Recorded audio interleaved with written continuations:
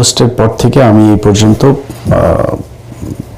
তারপর পরের 6 মাস যদি হিসাব করি তাহলে অনেকগুলো ভিডিওতে বিএনপির ব্যাপারে কথা বলেছি। বিএনপি ক্ষমতায় আসুক এটাও চেয়েছি, এটাও আপনাদেরকে আগেও জানিয়েছি বেশ কয়েকবার।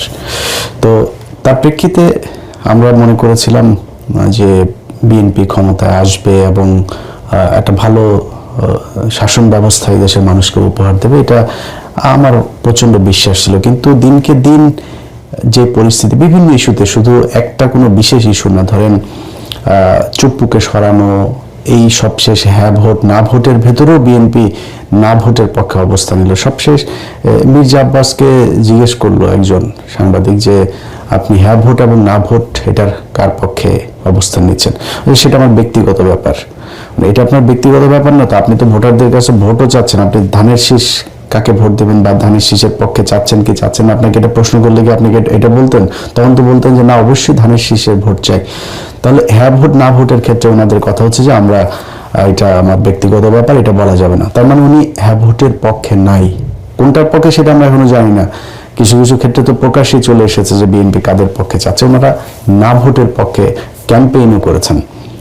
হাদির মৃত্যুর পরে বিএনপির লোকজন, বিএনপির যারা ফেসবুকের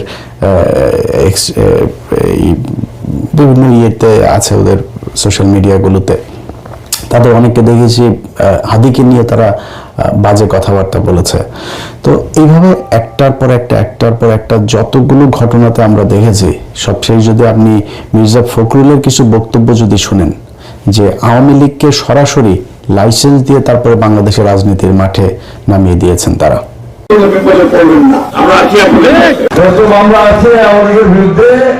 আমরা সমস্ত মামলাগুলো তুলে নেব। এখন আমাদের যারা এখানে নৌকা ভরতে না সারা বাংলাদেশে, আমি আপনাদেরকে এইটুকু আশ্বাস দিতে পারি যে আপনাকে হতাশ হবেন না, ধানের শীষ আপনাদের পাশে। আচ্ছা, মির্জা ফখরুলদের এই বক্তব্যের যে কোনো কার্যকারিতা না, এটাতে কোনো সমস্যা হচ্ছে না তা না। দেখেন, একটা জিনিস মনে রাখেন, বিএনপির কিছু মানুষ আওয়ামী লীগের সাথে আতাত করে গত 15 বছরও চলেছে। এই মির্জা আব্বাসের কথাই যদি বলেন, মির্জা আব্বাসের ঢাকা ব্যাংকের কোনো সমস্যা হয়নি, মির্জা ফখরুলের কোনো সমস্যা হয়নি। মির্জা ফখরুল হসপিটালে গিয়ে এক অবরোধ ডাকার পরে তিনি হসপিটালে গিয়ে বিএনপির এক বড় নেতা, নাম বলতে চাই না, সেই বড় নেতাকে তিনি বলেছেন যে খালেদা জিয়ার কথা বলতে গিয়ে যে মহিলা পাগল হয়ে গিয়েছে, এখন ওনার কি দরকার ছিল অবরোধ ডাকার। এই মির্জা ফখরুল ওনাদের জেলখানায় যখন নেওয়া হতো, জেলখানায় নেওয়ার পর থেকে সোনারগাঁ হোটেলে নিয়েও রাখা হয়েছে রাতের বেলা, এগুলো আমরা শুনেছি। সো তাদের কোনো সমস্যা হয়নি। সমস্যা বিএনপির সাধারণ কর্মী, যারা ভারতকে ঘৃণা করে, যারা বাংলাদেশের সার্বভৌমত্বে বিশ্বাস করে, যারা অন্যের চুরি করে আনা জাতীয় সঙ্গীত গাইতে চায় না, যারা এই দেশে ভারতের যে আধিপত্যবাদ এটাতে বিশ্বাস করে না, এটার বিরুদ্ধে কথা বলে, তাদের সবারই সমস্যা হয়েছে, এখনো সমস্যা হচ্ছে। ভবিষ্যতে যদি আবার ফের আওয়ামী লীগ রিটার্ন করে, সেক্ষেত্রে তাদেরই সমস্যা হবে। যে কারণে তাদের মূল যেই লোকজন আছে, এদের কথাতেই যে বিএনপির সবকিছু হয় তা না, কিন্তু এটার কিছু ব্যাপার আছে। এগুলো যখন বিএনপি দলীয়ভাবে সব জায়গায় একইভাবে কথা বলতে থাকবে, তখন আওয়ামী লীগের লোকজন যারা এতদিন ধরে গা ঢাকা দিয়েছিল, পালিয়েছিল, একটু আতঙ্কে থাকতো, ইতস্ত বোধ করতো, ভয় পেত প্রকাশ্যে আসতে, সেই মানুষগুলো কিন্তু এখন আবার নতুন করে মাঠে আসতে শুরু করেছে। এবং একটা জিনিস মাথায় রেখেন, এই আওয়ামী লীগ তাদের বন্ধু বিএনপিও না, জামাতও না, এনসিপিও না, এই দেশের সাধারণ মানুষও না। তো তাদের শত্রু কিন্তু সবাই। তারা কেউ জামাতের সাথে মিলেছে, কেউ বিএনপির সাথে মিলেছে, যার সাথে মিলেও তাদের উদ্দেশ্য কিন্তু একটাই, জামাতের সাথে থেকে বিএনপিকে পেটাবে, বিএনপির সাথে থেকে জামাতকে পেটাবে, বিএনপির সাথে থেকে এনসিপিকে পেটাবে। এগুলো হচ্ছে তাদের মূল টার্গেট এবং সেটাই হচ্ছে। আমি বিশ্বাস করি গত কালকের যে ঘটনা, রেজাউল করিম যিনি মারা গেলেন শেরপুরে, এই ব্যক্তিকে যেভাবে ইট মাথায় নিয়ে উপরে তুলে তারপরে তাকে যেভাবে পেটানো হলো, কোপানো হলো, এটা বিএনপির যে বিএনপি করে, বিএনপির লোকজনের কাজ এটা না। বিএনপি জীবনে এত হিংস্র হইতে পারে, নিজের চোখের সামনে দেখা হরতাল তো দেখে এসছে। বিএনপির লোকজন গিয়ে বাসের থেকে আগে মানুষ নামায়, তারপরে মানে ওদের পেছনে যে কোনো সময় পুলিশ আসতে পারে, আওয়ামী লীগের লোকজন আসতে পারে, কিন্তু বাসের থেকে আগে যাত্রীগুলো নামায় তারপরে বাসে আগুন দিয়েছে। এটা বিএনপির আগুন দেয়া। আর আওয়ামী লীগের আগুন দেয়া কোনটা? মানুষকে বাসের ভেতরে রেখে গান পাউডার দিয়ে মারা। এটা সেই আজকে থেকে না, সেই 1996-এর আগে থেকে তারা এগুলো শুরু করেছে। এখনো তারা এগুলো সারা জীবন তারা এগুলোই করবে। প্রতিটা এলাকায় আপনি আওয়ামী লীগের লোকজনগুলোকে আলাদা বাছাই করতে পারবেন খুব ইজিলি। সবচাইতে খারাপ, জঘন্য, হিংস্র এগুলো হচ্ছে আওয়ামী লীগ করে। সো সেই মানুষগুলোকে আপনারা দলে নিয়ে নিয়েছেন। নেওয়ার কারণে কি হলো, এই যে রেজাউল করিমের যে ঘটনাটা ঘটলো, এটা সেটার একটা প্রেক্ষিত। আমি এটার বাইরে কোনো কিছু মনে করি না। গত কয়েকদিনে জামাত ইসলামের অনেক মানুষই তো আছেন যে জামাত ইসলামের কেন নারীদেরকে কেন সামনে রাখা হয় না, নারীদেরকে নির্বাচন করতে দেওয়া হয় নাই কেন, নারীদেরকে বাইরে আসতে দেওয়া হয় না কেন, এটার বিরুদ্ধে কেন জামাত, নারীদের বিরুদ্ধে যারা এই অধিকারের কথা যারা বলে, সেই মানুষগুলোর একজন ক্যান্ডিডেট হওয়া তো বহু পরের কথা, একজন সাধারণ কর্মী হিসেবে মানুষের বাড়িতে বাড়িতে গিয়ে তারপরে তাদেরকে দাওয়াত দিচ্ছে, তাদেরকে ভোট চাচ্ছে। এইটার জন্য তাদের শরীর থেকে ওড়না খুলে ফেলা হয়েছে, হিজাব খুলে ফেলা হয়েছে, তারপরে পেটে লাথি মারা হয়েছে। এই পর্যন্ত 2টা ভিডিও আমার চোখে পড়েছে। আমি বলতে চাচ্ছি, আমার বিএনপির নেতৃবৃন্দ ওই জামাতের মেয়েদের ছায়া খুঁজে দেবে বলে দিলাম।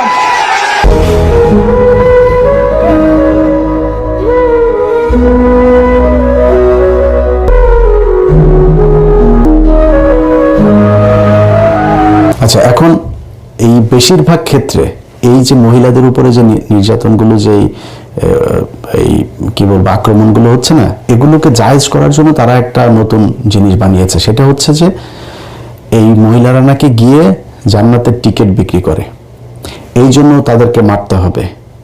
1 নম্বর কথা হয়েছে যে কোরআন, এই পুরো কোরআনটা একটা রাজনীতি। আপনার রাষ্ট্র শাসন ব্যবস্থা, রাষ্ট্র কিভাবে চলবে, সবকিছুই কোরআনের মধ্যে আছে। আপনি যদি কোরআন পড়েন, কোরআনের একদম শুরুর দিকের, একদম শুরু প্রাথমিক যে ইয়েগুলো আয়াতগুলো নাজিল হয়েছে, সে আয়াতগুলোতে শুধু মানুষকে আপনার করা হয়েছে যে তাওহীদের বর্ণনা দেওয়া হয়েছে, দাওয়াত দেওয়া হয়েছে, তাদেরকে এনকারেজ করা হয়েছে, জান্নাতের সুসংবাদ জানানো হয়েছে, আল্লাহকে কেন বিশ্বাস করতে হবে, এইসব বিষয়ে কথা বলা হয়েছে।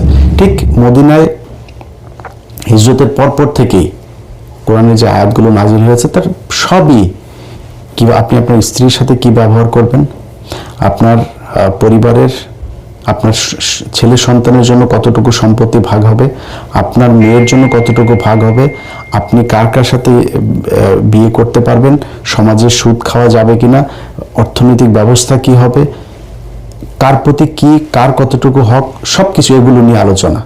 এই কোরআনের বাইরে মানে শরীয়ত আইন মানে কি, আপনি কোরআনের যে কথাগুলো বলা হয়েছে সেগুলো। এখন এটা আপনার পছন্দ হচ্ছে কি না হচ্ছে সেটা অন্য জিনিস। অনেক মানুষ নারীদের ব্যাপারে বিশাল নতুন নতুন অনেক করেন, আপনি সংবিধান জাহির করার চেষ্টা করেন। পৃথিবীর ভেতরে, কোরআনের ভেতরে আপনাকে নারীর যে অধিকার দেওয়া হয়েছে, যদি নারীরা আসলে জানতো যে কোরআনে তাকে কি কি বলা হয়েছে, তার কতটুকু অধিকার, এটা জানলে সে পরের দিন থেকে তারা না খায় বলতো যে কোরআনে যেটা বলেছে আমরা সেটা চাই। এখন ভাই, আমার বাংলাদেশে কয়েকদিন আগে মসজিদে নামাজ পড়তে পারতো না, ওয়াজ মাহফিল করতে পারতো না, সেই অবস্থা থেকে রাতারাতি বিশাল কিছু হয়ে যাবে, এটা আমরা বিশ্বাস করি না। যে কারণে এই শরিয়া আইন হইতে হবে না হইতে হবে এটা নিয়ে এই বিতর্কে যাচ্ছে না। কিন্তু আপনি যদি মনে করেন যে কোরআন একদিকে, ধর্ম একদিকে, রাজনীতি একদিকে, এটা মিথ্যা কথা। রাসূল সাল্লাল্লাহু আলাইহি সাল্লাম খালি ধর্ম প্রচার করেন নাই, রাসূল সাল্লাল্লাহু আলাইহি সাল্লাম মসজিদে বসে খালি ইমামতি করেন নাই, মসজিদে বসে উনি রাষ্ট্র পরিচালনা করেছেন, উনি গভর্নর নিয়োগ করেছেন, উনি বলেছেন রাষ্ট্রের শাসন ব্যবস্থা কেমন হবে, অর্থনৈতিক অবস্থা কেমন হবে, এগুলো তিনি বলেছেন। সো এটার সাথে এটা আলাদা করে কিছু বলা যাবে না। এখন আপনি কারে ভোট দিবেন, কারে শাসন ক্ষমতায় বসাইলে আপনি সেই আগের মতো সেরকম নারীদেরকে, রাসূল সাল্লাল্লাহু আলাইহি সাল্লাম বলে গিয়েছিলেন না যে মক্কা থেকে একজন নারী, একটু ভুল হইতে পারে, সংশোধন করেন, একজন নারী মক্কা থেকে সিরিয়াতে যাবে, তার ভেতরে গভীর রাতে সে সিরিয়াতে যাবে, তার ভেতরে একমাত্র আল্লাহর ভয় ছাড়া পৃথিবীর কোনো ভয় থাকবে না। এত নিরাপদ একটা নারীদের জন্য একটা পৃথিবী তিনি গড়ে দিয়ে যেতে চান। সো আপনি সেই জায়গা থেকে এর চাইতে ভালো কোথায় পাবেন, কি পাবেন? তো এখন যদি আপনি মনে করেন যে ধর্ম একদিকে, রাষ্ট্র আর আরেকদিকে, না ভাই, আমি একজন মুসলমান হিসেবে মনে করি ধর্মের নামে রাজনীতি না, ধর্মটাই রাজনীতি। তো সেই জায়গাতে কারে ভোট দিলে আপনি ভালো শাসন ব্যবস্থা পাবেন, কারো ভোট দিলে আপনি আল্লাহর সন্তুষ্টি লাভ করতে পারবেন। জান্নাতের টিকিট মানে কি? জান্নাত কি বাংলাদেশের গুলিস্তানে আছে নাকি, যে আপনার বা ইন্ডিয়াতে আছে না, সৌদি আছে না, আমেরিকায় আছে? এটা তো জানি না, আপনার কেমনি টিকিট দেবে? তার মানে জান্নাতে যাওয়ার রাস্তা আপনাকে দেখাই দেবে, বা জান্নাতের আপনি ইসলাম আপনাকে যেভাবে একটা সুন্দর শাসন ব্যবস্থা দিতে পারে, এমন একটা শাসন ব্যবস্থা যেটাই মনে করেন কারে দিলে পাবেন এটা আপনি জানেন। ধানের শীষে দিলে না দাড়ি পাল্লায় দিলে, এটা আপনি চিন্তা করে নেন, এটা আপনার চিন্তার ভেতরে। কিন্তু আমি যদি এইটাকে বাদ রেখে যদি বলি যে জান্নাতের টিকিট বিক্রি করার এই কথা বলার কারণে জামাত ইসলামের কাউকে নির্বাচনী প্রচারণায় বাধা দেওয়া হবে, কোনো নারীর পেটে লাথি মারা এটা জায়েজ হবে, তাহলে চলেন আমরা বিএনপির পক্ষ থেকে কতজন এই পর্যন্ত জান্নাতের টিকিট বিক্রি করেছে সেটাও একটু শুনি। দোজখের মালিক আল্লাহ, বেহেশতের মালিক আল্লাহ, এই পৃথিবীর মালিক আল্লাহ, খাবার মালিক আল্লাহ। আরে ভাই, যেটার মালিক আল্লাহ সেটা কি অন্য কেউ দেওয়ার ক্ষমতা রাখে? রাখে না। তাহলে কি দাঁড়ালো? সমাজকে শান্ত রাখার জন্য জিয়া রহমান কি করেছেন? দেশ আমাদের খালেদা জিয়া কি করেছেন?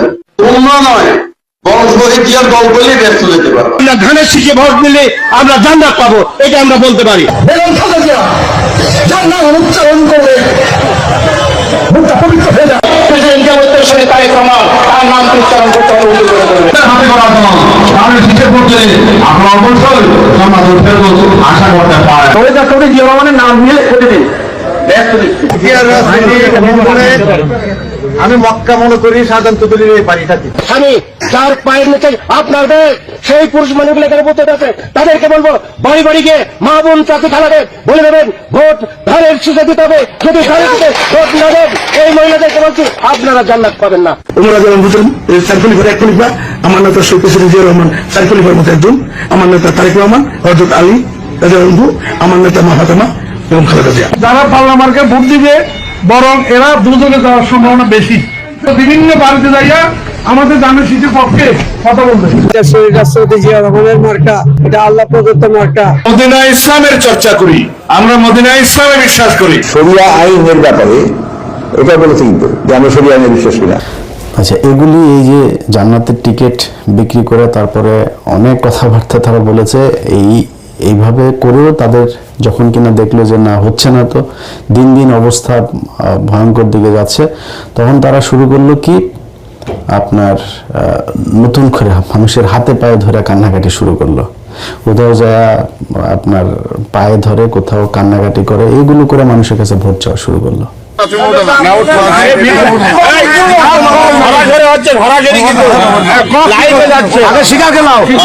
আমাদের সাথে ধানের শীষের পক্ষে আছেন কিনা, লোক খারাপ করছে, ধানের শীষের পক্ষে আছেন কিনা সেটা না উঠো আগে শুধু পক্ষে আছেন তো আলহামদুলিল্লাহ। আচ্ছা, এগুলি কান্নাকাটি করেও যখন ভোট পাবে বলে মানুষের কাছ থেকে কথাবার্তা শুনে, ধরেন ভোট যখন চাইতে যায় রাস্তায়, তখন তো নিশ্চয়ই মানুষের তাকানো দেখলেই কিন্তু বোঝা যায় যে সে আমারে ভোট দিবে না আমারে দেখে কতটুকু সন্তুষ্ট হইলো, এটা বোঝা যায়। তো এটা তো তারা রাস্তাঘাটে বোঝে, এবং তাদের কিন্তু কিছু জরিপ টরিপ, এই গোয়েন্দা সংস্থা সহ তাদের নিজস্ব কিছু জরিপও আমরা কিন্তু এগুলি রেজাল্ট শুনছি। পরিস্থিতি খুব একটা ভালো না, বিএনপির জন্য খুব একটা সুখকর না। আমরা চেয়েছিলাম বিএনপি ক্ষমতায় আসুক, তারা সেই মাঠ নিজেরা নিজেদের চাঁদাবাজি, দখলবাজি, মানুষের উপরে অত্যাচার, মামলা বাণিজ্য এসব করে তারপরে তারা এই ভোট নষ্ট করেছে। তো পরে কি করলো, এখন নতুন করে তারা যেটা শুরু করেছে একটা মিথ্যাচার। সেই আওয়ামী লীগ যেই স্টাইলে আপনার রাজনীতি করত, প্রতিটা জায়গায় বিএনপি তাদের এই আওয়ামী লীগের অবস্থানটা নিয়েছে।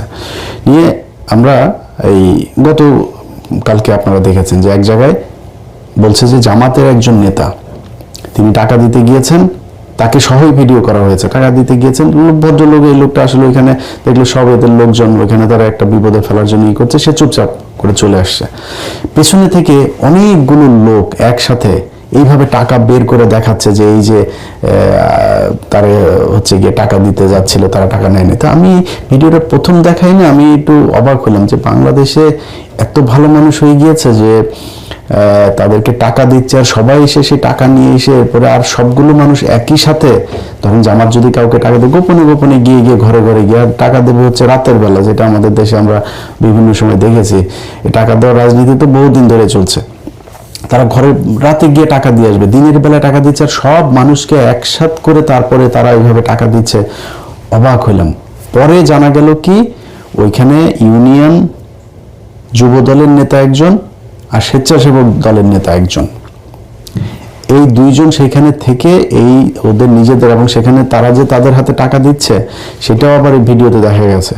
যে টাকা দিচ্ছে সে হলো ইউনিয়ন যুব দলের একজন নেতা, সে টাকা দিয়ে তারপরে জামাতের লোকটা এসছে ওদের এলাকাতে, যেখানে ধরেন বিএনপির ভোট আছে একটু বেশি ওদের এলাকার ভেতরে, সেখানে তারা এইভাবে পেয়ে তারপরে এইভাবে নাজেহাল করলো। সে ভিডিওটা আপনারা দেখেছেন।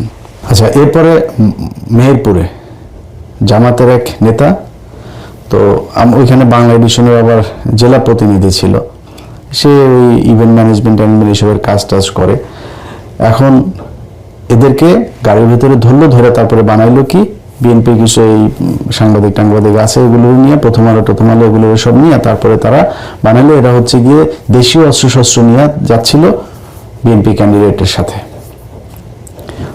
তো সেগুলো তো দেখা গেল কি অকি টকি আছে, তারপরে প্লাস ওই তারপরে আরো মানে ইভেন্ট ম্যানেজমেন্টের কাজে যা ব্যবহার হয় এই জিনিসগুলো সেখানে আপনার দেখা গেল স্ক্রু ড্রাইভার এই জিনিসগুলো, সেখানে কোনো দা নাই, কোনো বটি নাই, কোনো কিছু নাই, কোনো পিস্তল নাই, কোনো কিছু নাই। সেটাকে বানানো হলো যে এটা হচ্ছে অস্ত্রশস্ত্র নিয়ে তারপরে যাচ্ছে। সে তারপরে তাদেরকে প্রায় 8 ঘন্টা আটকায় রাখার পরে যখন বুঝলো যে না এটা আসলে একটা ষড়যন্ত্র, এখানে একজন পুলিশের এসআই এটা মূল গেমটা করেছে ওদের সাথে মিলে, তারপর সেনাবাহিনী এটা করে দেখলো যে না এরকম কোনো কিছু না, তাদেরকে ছাড়া হলো। কিন্তু মাঝখান দিয়ে কিন্তু নিউজ কিন্তু সারা বাংলাদেশের সব গণমাধ্যম একসাথে একদম নিউজ করে ফেলো, কারণ মিডিয়া তো সবই এখনো তাদের দখলে আছে। এরপরে সবশেষ ঘটলো চরমনাইর এক মহিলাকে, হাত পাকার এক মহিলাকে ভোলাতে আপনার করলো, বলা হলো যে ওই যে এতদিন ধরে জামাতের মেয়েদের উপরে মহিলাদের উপরে যে মারামারি আক্রমণ হচ্ছে না, এটাকে জায়েজ করার জন্য কিছুটা হালকা করার জন্য তারা এক নতুন নাটক সাজালো। চরমনাইয়ের এক মহিলাকে জামাতের নেতারা আপনার ধরে পিটিয়েছে। তো সেই ভিডিওটা আপনারা নিশ্চয়ই সোশ্যাল মিডিয়াতে দেখেছেন। সেই ভিডিও দেখার আপনারা বলেন যে ভিডিওটা আপনারা দেখছেন, এই ভিডিওর মাঝখানে কোনো জায়গায় আপনি দেখেছেন যে জামাতের কোনো নেতা, এখানে দুইটা পক্ষ, একা যে ব্যক্তি সেই ব্যক্তি সম্ভবত চরমনাই, বা মানে দুইটা পক্ষ, এক পক্ষ জামাত এক পক্ষ চরমনাই, আমি এটা কনফার্ম হইতে পারিনি যে কোন পক্ষ কোনটা, কিন্তু যেই পক্ষই হোক মারামারিটা যে সেখানে হচ্ছে, সেই মারামারির ভেতরে পুরুষ, এখানে কোনো নারী নেই, কোনো নারীর উপরে কেউ গায়ে হাত তোলে নাই, অথচ সারা দেশের সব গণমাধ্যম একসাথে ছড়াইলো কি যে এই জামাতের নেতারা কর্মীরা চরমনাইয়ের হাত পাখার নারীর উপরে হামলা। ভাই আপনি তো ভিডিও দিচ্ছেন, আপনি নিউজে যে ভিডিওটা দিচ্ছেন সেইখানেই তো আপনি দেখছেন যে এটা যে কোনো নারীর উপরে হামলা হয়নি, অথচ সেটা করলেন। কিন্তু জামাত ইসলামে যে নারীদের পেটে লাথি মারা হইলো, বুরকাকে টেনে খুলে ফেলা হইলো, তাদেরকে কিন্তু এই নিউজ কিন্তু বাংলাদেশের গণমাধ্যম করে নাই, এটা নিয়ে কোনো আলাপ আলোচনা নাই। আপনার সাদ্দামের আপনার এই যে বাগেরহাটে জেলখানায় নিয়ে যাওয়া হলো, সেখানে পরে জানলাম সাদ্দামের যেই স্ত্রীকে বলছে যে স্বামীর শোকে স্বামীকে বের করতে না পেরে তারপরে তিনি বাচ্চাকে নিয়ে মারা গিয়েছেন, আসলে কারা মেরেছে সেটা একটা বড় প্রশ্ন। আরেকটা প্রশ্ন হচ্ছে যে সাদ্দাম বহু আগে থেকে দুশ্চরিত্র, এবং এই স্ত্রীর সাথে তার সম্পর্ক খুব খারাপ ছিল, তার পরিবারের সম্পর্ক খুব খারাপ ছিল। আর তার আগের যে স্ত্রীরা ছিল তার সম্ভবত এই জাতীয় পার্টির এক নেতার মেয়েও তার স্ত্রী ছিল অনেক আগে, তারপরে আরো তার এমনি গার্লফ্রেন্ড এগুলো নিয়ে তার এলাকায় তার বিরুদ্ধে হত্যা মামলা আছে। এই আওয়ামী লীগের সময় সে মানুষকে হত্যা করেছে। সেই লোকের মহিলার ওই অর্থাৎ পরিবার, এই সাদ্দামের পরিবার, ছাত্রলীগের যে নেতা, তার পরিবারই তার বউকে ঘরে জায়গা দিতে চায়নি, নানান সমস্যা চলছিল, সেগুলো নিয়ে সে মানে পারিবারিক কলহে সে মারা গেল। তারপরে হলো গিয়া তার লাশ আনতে দেয় নাই, তার এই প্যারোলে মুক্তি দেয়নি। প্যারোলে মুক্তির আপনি সময় মতো আবেদন না করলে আপনারা মুক্তি দেবে কেমনে? আপনারা যদি দেখাইতেই না চাইতো, আপনাকে নিয়ে এসে আমার চেয়ে আপনার কাছে জেলখানায় নিয়ে গিয়েছে। সরকারের যদি আন্তরিকতা না থাকে তাহলে আপনারা জেলখানায়, হাসিনার মতো অমানুষ হইলে আপনারা মানুষের লাশ দেন নাই, আপনারা জেলখানায় নিয়ে গিয়েছে আপনার স্বামী স্ত্রীকে। এই বাংলাদেশে বহু মানুষ তার স্ত্রী, সন্তান, অনেকের বাবা, তাদেরকে শেষ দেখা। ইলিয়াস আলী তার স্ত্রী দেখতে পেরেছে নাকি না? সবশেষ লাশ দেখতে পেরেছে? আপনারা তো জেলখানায় নিয়ে লাশ দেখানো হয়েছে, সেইটার এক বিশাল আওয়াজ তুলে তারপরে তারা জামিন দেওয়া হলো। এখন জামিন দেওয়ার পরে সে তো কালকে মানুষ মারবে, ওর তো পেশাদার খুনি সে, তারা আপনি ঠেকাবেন কিভাবে? এগুলো করা হচ্ছে। এইভাবে মিডিয়াকে কাজে লাগায় তারপরে জামাতের বিরুদ্ধে তারা যেই মানে নোংরা একটা রাজনীতি শুরু করেছে, মানুষ মারার যে রাজনীতি শুরু করেছে, এটাতে কিন্তু ভাই ভোট বাড়ছে না আপনাদের।